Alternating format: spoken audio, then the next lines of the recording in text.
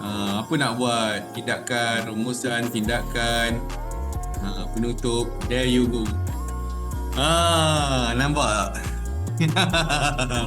Nampak game changer betul-betul. Siapa pakai benda ni memang power lah. Saya cakap Power Rangers lah kan. Dan bestnya pasal-pasal tools ni, okay, dia juga anda boleh kongsi. Anda katakanlah anda benda ni kan, anda dah buat proses-proses information ni, takkan nak ulang 2-3 kali nak bagi kat orang kan, kat WhatsApp seorang demi seorang. Cara paling senang je, anda tekan share sahaja benda ni, dan lepas tu anda control.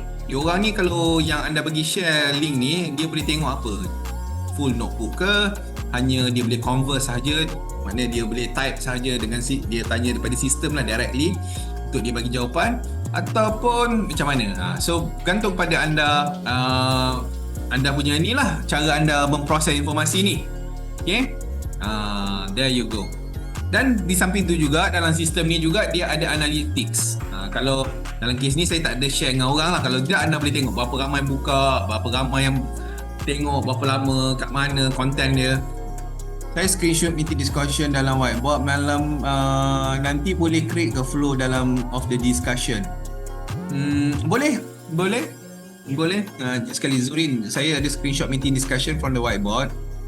Nanti boleh create the flow of the discussion lah. Boleh je, minta je dalam sistem nanti, ya.